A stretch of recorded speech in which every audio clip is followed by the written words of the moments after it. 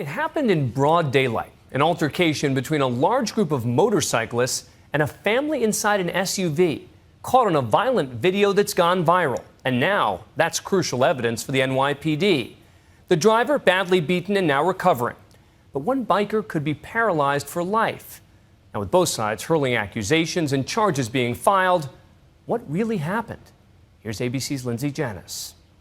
Imagine being out for a drive with your family on a Sunday afternoon, and suddenly you're surrounded by a swarm of motorcycles, roaring engines, angry bikers in every direction. That's what happened this weekend on a major highway in New York City, before this scary confrontation spun violently out of control. And it's all caught on camera. Inside that black SUV, 33-year-old banker Alexian Leon, his wife, and their young child. Watch as one biker appears to stop short.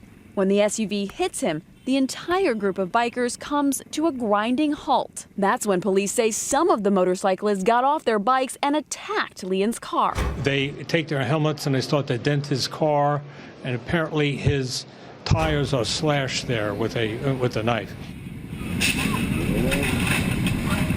Leon pulls off in terror, plowing through the crowd and severely injuring one biker as he escapes. Enraged, the rest of the group takes off in hot pursuit. A 3-mile high-speed chase in broad daylight. And after 4 terrifying minutes, the motorcyclists swarm the SUV once again. That's when one rider ditches his bike and tears open the driver's side door. Leon pulls it back and speeds off again, though he's not safe for long. Now trapped in traffic on this Manhattan street with nowhere to hide, the bikers attack. One of them smashing the driver's side window with his helmet, another using his fists. That's when the video cuts out. But police say Leon's nightmare continues. He's beaten in front of his family and left on the road in a pool of his own blood. He was later treated and released at a nearby hospital. But the biker that Leon mowed down as he tried to get away wasn't so lucky. Tonight, that man, 32-year-old Edwin Mieses, is fighting for his life. All his ribs are broken. His spine is broken in 2 places. And he's never gonna walk. Never gonna walk again. The wife of Mieses defends her husband and the other riders. Everyone got worried, everyone stops. My husband stops, doesn't throw his bike, parks it, and walks on over to try to help the guy. Mieses' brother agrees. He's watching too much Sons of Anarchy. I mean, I don't even know how to put it. But he assumed that he was going to be hurt, and that was not the case at all. The police are not so sure. Well, it depends on what the circumstances are. It depends on whether or not your vehicle is being attacked, whether or not you think you're being attacked, whether or not your wife and child is in your car. You have to look at the totality of the circumstances, and that's what we're doing. But who were these bikers and what were they doing in New York City? Gatherings like these, a kind of biker flash mob, happen all over the country. Basically, groups of riders organize elaborate stunts and temporarily take over highways, just for laughs. This past January in California, a group of bikers blocked a 4-lane freeway just so that one of the riders could propose to his girlfriend. He celebrates by spinning his wheels to create a cloud of pink smoke. The group of thrill seekers that took to Manhattan last weekend call themselves the Hollywood Stunts. Last year, they invaded Times Square, posting this video online. But this year, police were determined not to let that happen. Quite frankly, it wasn't on anybody's radar screen last year. We were aware of it this year and did a fair amount of enforcement. They arrested 15 riders and confiscated 55 bikes over the weekend. ABC News contacted Hollywood Stunts. They told us under no circumstances do we condone any type of violence, hate, or any riding that can harm pedestrians or riders. But we found helmet cam video posted by a member of the group from 2 years ago showing similar reckless behavior.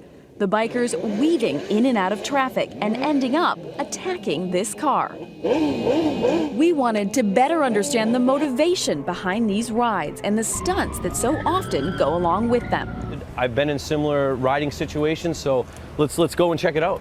So we decided to take a drive today with professional stunt rider Nick Karipis, who learned his trade out on the open road. So here we are, Nick, about where that initial confrontation happened, that initial accident between the SUV and one of the bikers. Nick used to participate in organized stunt rides like the one last Sunday. And I can tell you right away, before you go any further, this stretch of road is straight and smooth. So if it were me, this would be a great section to do a trick. And all of the bikers stopped and surrounded the SUV. Did they all need to stop? Why did they all stop?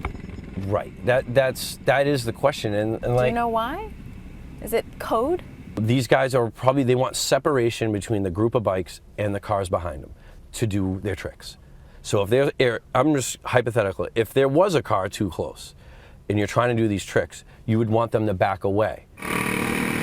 Disrupting traffic to do tricks is, of course, entirely illegal. But Nick says that doesn't stop many stunt riders. When you got more than one bike on the road, you got one guy might pop it up, or some guy might try to do a wheelie, then the other guy's gonna say, hey, watch this. And when you get more people in the group, they kind of egg each other on. Nick has since reformed his street riding ways and now only performs his stunts on closed courses. He says other riders should do the same.